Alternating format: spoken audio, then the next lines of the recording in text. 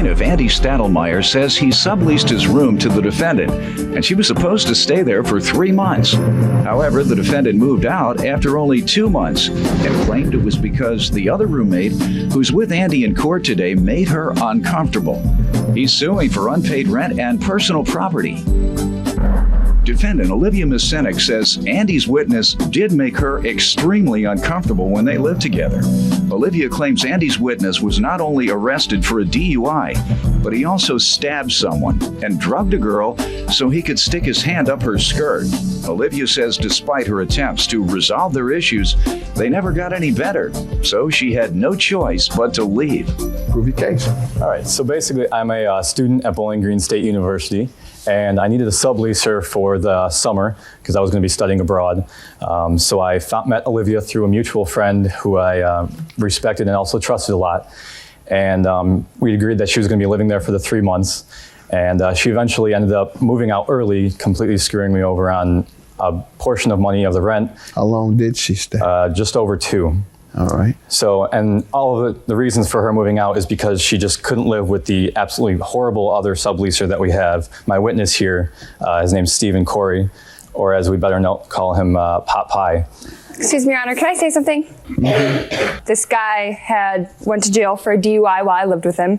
A friend of mine witnessed him stab someone. I'd heard he roofied a girl, stuck his hand up her skirt. He was constantly drinking at the house, approaching me close. I told Andy multiple times I didn't feel comfortable. Approaching you close, tell me when he would talk to me, he was always very close to me. I felt uncomfortable. What would you do? Explain to him that I didn't feel comfortable. Then what did he say? He would every time I would say something, he would change, and it wouldn't last, and then it would start all over again with every issue I So had. how many times did he get too close? More than 5. Okay, you're implying sexual assault. No. Or assault of some type. It wasn't. It was when he was just talking. It wasn't like he was. Oh, so it was all right. Well, I felt uncomfortable being around him. About what? What did you think? You thought he would do something to you? What is it? Yeah, because of him sticking his hand up another girl's skirt. What did you fear he would do to you when he was too close talking to you?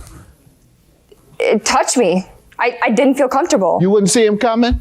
No, he would be in the living room at all Pretty big. times. I would see him if he came toward my face. He would be in the living room. And I would turn around if I felt uncomfortable. When he started walking toward me, I'd head the other way. I wouldn't wait. Come on. Get in front of me. Get right in front of me. Okay. Like I told you the 20 other times, please don't come and get in my face. It was... Go ahead, sir. All right. Well, I did want to just bring up my witness and have him actually explain from his point of view. I don't want him in my face. I'll keep him back. Stab me, go up my robe, because I've heard he's done that before. Come on up, young man. State your name. Your Honor, as my friend Andy told you, my name's Stephen Corey, and some of my friends do call me Pot Pie. It's a rugby nickname. Chicken pot pie. I'm wholesome and got everything you need. Originally I'd intended to make an example of how ridiculous the rumors that she was told are. Clearly that doesn't need to be done. But I wasn't made aware of any of the things she was told until very late in the summer. And I myself wasn't home much. I started the summer by serving 10 days in jail for my DUI, which I got the night of the Michigan OSU game in the fall. Your DUI and your jail term was before you moved in. Yes. All right. The jail term was while we were living together. He couldn't possibly have been attracted to you after leaving jail. I'm saying that wasn't on his mind. I'm saying he had more important things on his mind. That's what I'm not implying anything other than that. Yeah, that does make me curious about that nickname. Did you get it while you were in jail? No, the nickname's quite old. I got it in high school. Oh, okay. But, all right. As for the allegation of one of her close friends seeing me stab someone, that was in relation to me getting jumped. Let me just ask you this. Were you told by her to get out of her face on several occasions? I was never directly told by her anything. There was no flow of communication, really. I had to hear everything by proxy. What did you hear from him? You said, leave her alone. She'll leave you alone. I had no problem What did you doing say? so. I said, all right, Andy. All I got right, no you'll do problem with what? that. Leave her alone how? Leave her alone. Don't talk to her. Don't look at her. Did you think there was a problem that she had with you? When I heard that from Andy, yes, I did believe there was a No, problem. you had to think it before because you said, all right. You would say, what did I do? And then she said, whatever you're doing. Whatever you do, I didn't do that. Why do you think, why did she tell you I did that? I didn't do it. Let's go and talk with her about it. But instead you said, all right, I'll stop. You acknowledged that you were doing something. Rent you're suing for is what? The rent is $300 a month. And I did let her know before, because I got her about a few days before my other roommate got pot pie here. And I let her know that there is possibly another person moving in because another roommate is looking for a subleaser. And she seemed fine with that. That no was when it was a problem. girl, Your Honor. They told me it was a girl. So I knew there was a problem. Obviously, she would come to me every single time something was wrong. Literally every single time. Saying what? What type of thing? There's dishes in the sink. He's creeping me out. And I told her, and I remember telling Did she this. describe how he was creeping her out? He said he would just lurk. And I said if there is a legitimate reason why she feels unsafe and really like a threat to her life or something like that, I would have no problem coming in the very next day and throwing him out. Can I say something, Your Honor? And so The very first instance that I had with him was, this is the second day that I lived there. I walked out of my bedroom. My bedroom faced the living room. He was sitting on a couch facing my bedroom door, pitch black, drinking a beer. That's my first encounter of him. That was what it was. And I told Andrew that specifically. I called him right away. She told you that? yeah, and she told me that. And I said, I'll talk to Steve. And if Did you approach, did you tell him Yes, that? I And did. what did he say? He said, okay, I'm not going to sit in the dark facing her door anymore, which it makes sense. I mean, I don't really understand it. But so I'm in Europe and I get a message from my one roommate saying that rent has not been paid on my behalf or Olivia's behalf for the last month. So I sent her some messages on Facebook, which I have here, and she basically came up with this bogus story saying she went to the Student Legal Services on campus and saying she never agreed to live with Pot Pie here and that she didn't have to pay rent and she was moving out that day. So we come up with a deal. She said she's moving out Thursday, which was 14 days after she paid rent until July 15th. So she stayed 14 days after that, and I said, just respectfully give me $10 a day, because it's 300 divided by 30. Call a deal, give me the money, don't talk to me, just leave me alone, whatever. So she agreed to that. I get back on Monday, move in, and nowhere to be found. I'm calling her, sending her messages.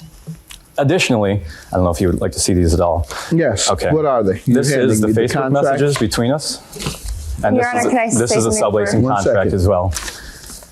Additionally, when I do get back to the house, we are told that we're missing a bunch of things from the house. So And how do you determine she took them? they were there the day before she moved out, and the day after they moved out, they were gone. Okay. He was still there. Someone else came, like, What items again? You have a list? yes. Ma'am, what do you kitchen say? grill. Rent and property. Rent, after I talked to him, we had agreed on the prorated amount. When I went to Student Legal Services, that's when he told me, do not pay it because the contract wasn't binding, is what he told me. Contract between you and Me and he? him, because on this contract it says that we're supposed to abide by the original lease. On the original, I am supposed to abide by the original lease attached, which is from the company. How did his renting to you cause you damage, ma'am? Didn't cause you any damage. You No. stayed there. Now you want to find a reason not to pay him.